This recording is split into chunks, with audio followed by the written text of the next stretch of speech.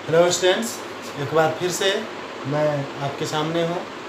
History का first chapter rise of nationalism class 10 का लेकर। इस वीडियो में हम लोग डिस्कस करेंगे सिविल कोड ऑफ 1804, जिसे कि नेपोलियनिक कोड भी कहा जाता है, the making of nationalism in Europe, the aristocracy and the new middle class और लिबरल नेशनलिज्म। इन सारे टॉपिक्स को हम लोग इसमें डिस्कस करेंगे। सबसे पहले पिछले क्लासेस में हम लोगों ने डिस्कस कर लिया था इंट्रोडक्शन इसका। उसके बाद फ्रेंच रेवोल्यूशन का किस तरह से इसमें रोल रहा यूरोप में नेशनलिज्म को स्प्रेड करने का, और तब फिर हम लोगों को डिस्कस करना था कि नेपोलियन का इसमें क्या कंट्रीब्यूशन रहा था। सिविल कोड ऑफ 1804 क्या था? यह असल में कुछ नए कानून जो इंट्रोड्यूस किए गए थे नेपोलियन के द्वारा। नेपोलियन जब वहाँ का शासक बना तो उसने कई सारे बदलाव लाए, कई सारे रिफॉर्म्स किए। उस रिफॉर्म्स को ही सिविल कोड ऑफ 1804 कहा जाता है। चूँकि ये 1804 में इंट्रोड्यूस किया नेपोलियन ने, इसके कारण से सिविल कोड ऑफ 1804 कहा जाता है। नेपोलियन ने इसे डिज़ाइन किया था, इसके कारण से इसे नेपोलियनिक कोड के नाम से भी जाना जाता है। नेपोलियन जब शासक बना तो वह सिर्फ फ्रांस तक ही सीमित नहीं रहा, उसने दूसरे टेरिटरीज़ के ऊपर भी अटैक किया और उसे अपने किंगडम में मिलाया। उसने एक बहुत बड़ा साम्राज्य स्थापित कर लिया और इस पूरे साम्राज्य में कई सारे रिफॉर्म्स इंट्रोड्यूस किए। क्या क्या रिफॉर्म्स थे? अबॉलिश डेमोक्रेसी, प्रजातंत्र को समाप्त कर दिया और एक बार फिर से राजतंत्र यानी कि मोनार्की को इस्टेब्लिश कर दिया। यानी फ्रांस का शासन मोनार्की से शुरू हुआ, डेमोक्रेसी पर ख़त्म हुआ था, लेकिन जैसा कि आप जानते हैं हिस्ट्री रिपीट्स, वही हुआ। डेमोक्रेसी को समाप्त करके नेपोलियन ने फिर से एक बार मोनार्की इस्टेब्लिश किया। एडमिनिस्ट्रेटिव सिस्टम को उसने और इफ़िशिएंट बनाया, ज़्यादा यूज़फुल बना दिया ताकि लोगों को इसकी सुविधा मिल सके। फ्यूडल सिस्टम को समाप्त कर दिया गया। फ्यूडल सिस्टम जिसमें कि एक बड़े साम्राज्य का जो राजा होता था वो अपने अंतर्गत कुछ दूसरे लोगों को शासन का अधिकार देता था और इसके बदले में उनसे रेवेन्यू कलेक्ट करता था, समाप्त कर दिया गया। सर्फडम, खुद यदि कोई अपने आप को पावरफुल समझता था और वो साम्राज्य बनाता तो ऐसे व्यवस्था को उसने समाप्त कर दिया। मैनोरियल ड्यूजेज यानी कि किसानों के ऊपर, ट्रेडर्स के ऊपर, इन सब के ऊपर जो भी किसी तरह का कर्ज था, ड्यूज था, वो उसने समाप्त कर दिया, रियायत दे दिया। गिल्ड रेस्ट्रिक्शंस वे रिमूव। नेपोलियनिक सिस्टम से पहले जितने भी व्यवस्था हुए उसमें किसी के भी द्वारा बिजनेसमैन, ट्रेडर्स, इन लोगों को कभी भी एक ग्रुप फॉर्म करने की इजाज़त कभी भी नहीं दी गई। कभी भी उन्हें इस बात का मौका नहीं दिया गया कि वो एक ग्रुप फॉर्म करें और मोनार्की के अगेंस्ट में या फिर जो व्यवस्था है उसके विरुद्ध किसी भी तरह की आवाज़ उठा पाए। Transport and communication system empower. Transport और कम्युनिकेशन सिस्टम को भी उसने काफ़ी ज़्यादा इम्प्रूव किया, इसका फ़ायदा बाद में देखने को मिला। Standard system of weight and measures introduce, नई तरह की व्यवस्था इंट्रोड्यूस की गई, मापने और नापने की एक स्टैंडर्ड यूनिट तय किया गया, माप और नाप का। यूनिफॉर्म लॉ, पूरे एम्पायर में नेपोलियन ने यूनिफॉर्म लॉ यानी समान कानून लागू किया और कॉमन नेशनल करेंसी भी उसने इम्प्लीमेंट कर दिया, जिसे कि लिबरेल के नाम से जाना जाता है। Administrative arrangement does not go in hand with political freedom. Political freedom जिस तरह से नेपोलियन ने सभी लोगों को दिया, वोटिंग की राइट सभी को मिल गई, हर तरह का अधिकार दे दिया, अधिकार दे दिया, तो लोग काफ़ी खुश थे। लेकिन एडमिनिस्ट्रेटिव अरेंजमेंट्स में जो उसने कुछ बदलाव किए उससे कहीं ना कहीं लोगों का विश्वास उसके प्रति घटने लगा। लोग अब उसे हटाने की सोचने लगे। क्या क्या ऐसा था? टैक्सेशन इंक्रीज, यानी अब ये सारी व्यवस्थाएं यदि करनी थी तो हमने पढ़ा ही था कि फ्रेंच रेवोल्यूशन क्यों हुआ था, उसका एक रीज़न था जो ट्रेजरी खाली मिला था। लुई 16 ने भी टैक्स इंक्रीज किया था, कारण था राजकोष पूरी तरह से खाली था। इस समय भी लगभग स्थिति वैसी ही थी, तो यदि पैसे इकट्ठा करने थे तो टैक्स को बढ़ाना जरूरी था और लुई 16 ने ऐसा किया।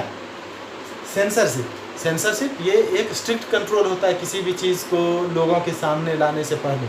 जैसे फिल्म रिलीज़ होने से पहले उसे सेंसर बोर्ड के पास भेजा जाता है ताकि देखा जाए कि उसमें कोई अननेसेसरी क्लिप ना हो, ताकि उसे समाज के लोग एक जगह पर बैठकर देख सकें। ऐसा कुछ भी ना हो जिसके कारण से कि समाज के लोगों को कहीं ना कहीं शर्मिंदा होना पड़े। यदि ऐसा होता कोई भी क्लिप हो तो सेंसर बोर्ड उन्हें कहता है कि आप इसे हटा दें। यदि डायरेक्टर या फिल्म मेकर जो है वो उसे हटाने को तैयार नहीं होता है तो फिर उसे रिलीज़ नहीं होने दिया जाता। Forced conscription into French आर्मीज। Napoleon अपने साम्राज्य को और ज़्यादा बढ़ाना चाहता था और इसके लिए आर्मी की ज़रूरत थी।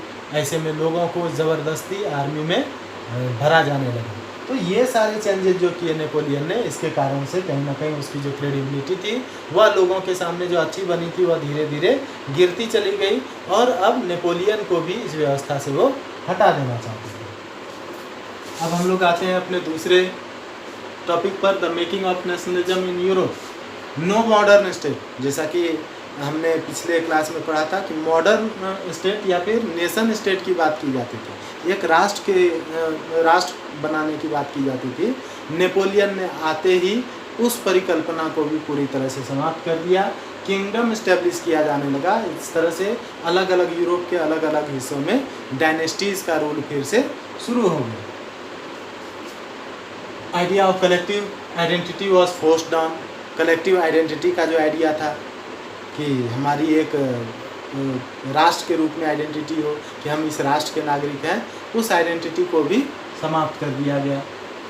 इन ऑस्ट्रिया हंगरी, ये एग्जाम्पल के लिए दिया हुआ है कि ऑस्ट्रिया हंगरी में हैब्सबर्ग एम्पायर का रूल था। वहाँ अब यह एम्पायर कहाँ तक फैला हुआ था, तो ऑस्ट्रिया हंगरी के अलावा सुडेटनलैंड, टायरोल, बोहेमिया, इन सभी जगह पर ये हैब्सबर्ग एम्पायर रूल करता था। और इनकी पहचान किस रूप में थी? हैब्सबर्ग एम्पायर के सिटीजन के रूप में नहीं, उनकी पहचान थी उनके लैंग्वेज से, लिंग्विस्टिक आइडेंटिटी उनकी हो। जहाँ पर कलेक्टिव आइडेंटिटी वो चाहते थे उसके जगह पर लिंग्विस्टिक आइडेंटिटी बनी, यानी ज़्यादातर लोग इस एम्पायर में जर्मन बोलने वाले थे या इटालियन बोलने वाले थे। ये दोनों ही अपने अपने लैंग्वेज के अनुसार ही अपनी आइडेंटिटी को देखते थे। The aristocracy and the new middle class. Aristocracy के कारण एक नए मिडिल क्लास का उदय हुआ था। हमने फ्रेंच रेवोल्यूशन के समय भी पढ़ा था। ये कौन लोग थे? ये बिजनेसमैन, ट्रेडर्स जो थे, जिनके पास पैसे थे। वो बहुत अमीर तो नहीं थे, लेकिन थर्ड स्टेट के जो पीजेंट्स, फार्मर्स थे, उतने गरीब भी नहीं थे। इन लोगों ने अपने आप को थर्ड स्टेट का एक पार्ट बनाने के बजाय एक अलग क्लास के रूप में एस्टेब्लिश किया, एक अलग वर्ग के रूप में एस्टेब्लिश किया कि हम थर्ड स्टेट से नहीं हैं बल्कि हम एक मिडिल क्लास के हैं। यानी मिडिल क्लास क्या होता है?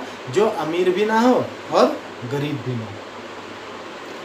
ऑन स्टेट फ्रेंच स्पोकन, ज़्यादातर इसमें फ्रेंच स्पोकन लोग थे।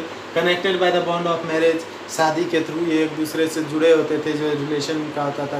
एग्जाम्पल के लिए आप लुइस 16 को ले सकते हैं, जिसने कि राजा बनने के बाद ऑस्ट्रिया की जो राजकुमारी थी एंटोनेट, मारिया एंटोनेट, उससे शादी की और ये मैरिज बॉन्ड दोनों के बीच में हुआ। इस तरह का ही संबंध इनके बीच भी होता था, लेकिन इनकी संख्या बहुत कम थी। एक छोटा सा ग्रुप था ये मिडिल क्लास का। Growth of industries. अब देखिए आखिरकार इस मिडिल क्लास का उदय कैसे हुआ, कैसे ये मिडिल क्लास इमर्ज हुआ। ग्रोथ ऑफ इंडस्ट्रीज, नेपोलियन ने जो चेंजेस लाए थे इसका असर इंडस्ट्रीज़ पर भी पड़ा। ट्रांसपोर्ट और कम्युनिकेशन सिस्टम जो इम्प्रूव किया गया, इसका फ़ायदा इंडस्ट्रीज़ को मिला, इसका फ़ायदा कॉमर्स को मिला, जिसके कारण से कि ये जो ट्रेडर्स, बिजनेसमैन थे, उनका और ग्रोथ हुआ और इन लोगों ने मिलकर मिडिल क्लास का गठन किया। इसमें इंडस्ट्रियलिस्ट, बिजनेसमैन ये लोग आते थे, ये पढ़े लिखे भी थे। इसके कारण से अब ये डिमांड करने लगे, ये समझते थे बातों को कि हमें क्या मिलना चाहिए या देश के लोगों को क्या मिलना चाहिए, और तब उन्होंने डिमांड करना शुरू किया नेशनल यूनिटी, यानी राष्ट्रीय एकता का डिमांड किया। ये जो अलग अलग किंगडम है उस सबको समाप्त करके एक सभी को मिलकर एक राष्ट्र को बनाना चाहिए, ताकि हम एक मजबूत राष्ट्र के रूप में इस्टेब्लिश हो सके। And oppose the privilege and aristocracy. Privilege तो जो दिए जाते थे उसका अपोज किया इन्होंने कि नहीं, प्रिविलेज नहीं मिलनी चाहिए सभी को। प्रिविलेज सिर्फ उसी को मिले जो कि यह साबित कर सके कि उसे उसके लिए यह मिलना जरूरी है।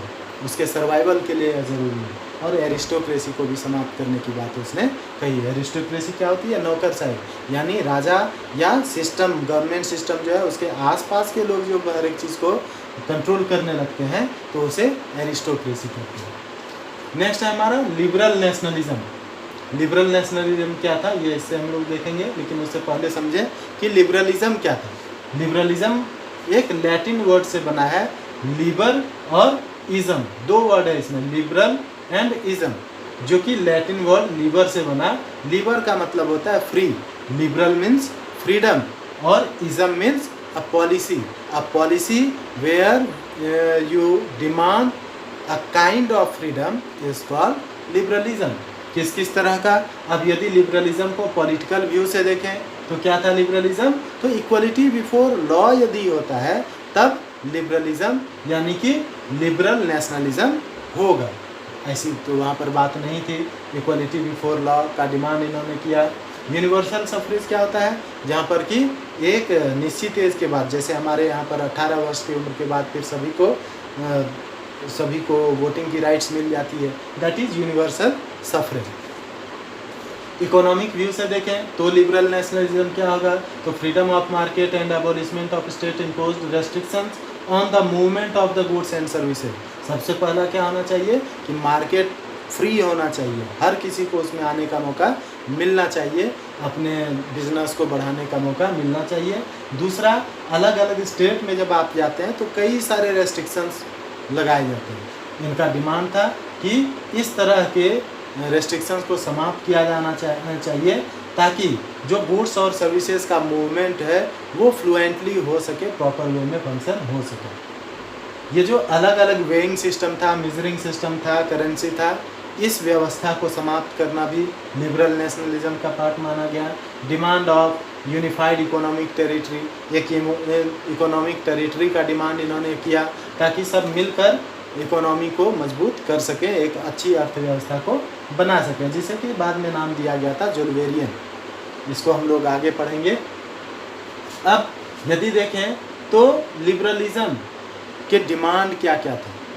पहला डिमांड था freedom of individual and equality of law, equality of all before law. सबसे पहला तो इंडिविजुअल फ्रीडम होना चाहिए, हर किसी को स्वतंत्रता होनी चाहिए। और दूसरा, equality of all before law, कानून के सामने हर किसी को समान समझना चाहिए, चाहे वो राजा हो या फिर एक सामान्य सा नागरिक हो। दूसरा, गवर्नमेंट बाय कंसेंट, सरकार का गठन हो तो वो कंसेंट से ही होना चाहिए। किसके कंसेंट से? तो जो पीपल हैं उनके कंसेंट से। उसके लिए कानून बना होना चाहिए कि कौन कंसेंट इसमें दे सकता है। जैसे हमारे देश में 18 वर्ष से जो अधिक उम्र के लोग होते हैं या 18 वर्ष के, वो इलेक्शन जब होता है तो वोटिंग देते हैं। ये कंसेंट है उनका कि किसकी सरकार बननी चाहिए, हम जिसे मेजोरिटी देते हैं उनकी सरकार बनती है। Constitutional and representative government, constitutional किस तरह का गवर्नमेंट चाहिए?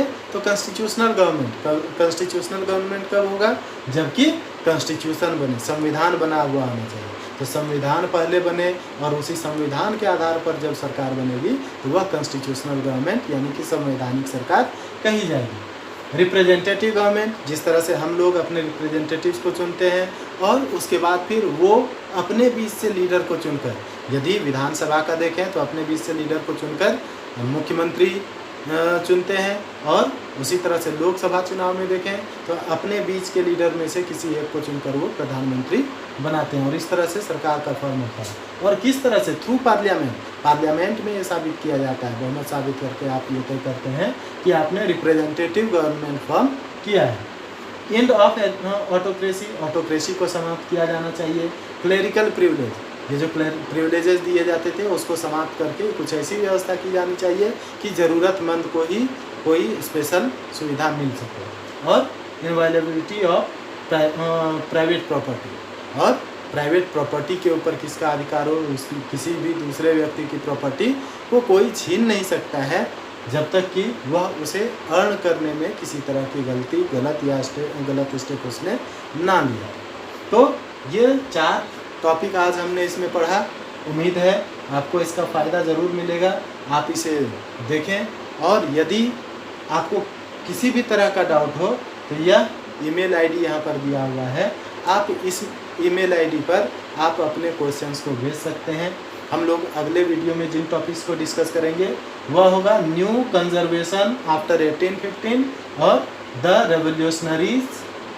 ये 2 टॉपिक हम लोग अगले पार्ट में पढ़ेंगे। उम्मीद है आपके लिए वीडियो बेनिफिशियल होगा। हम लोग फिर से एक बार अगले वीडियो में मिलेंगे। तब तक के लिए थैंक्स।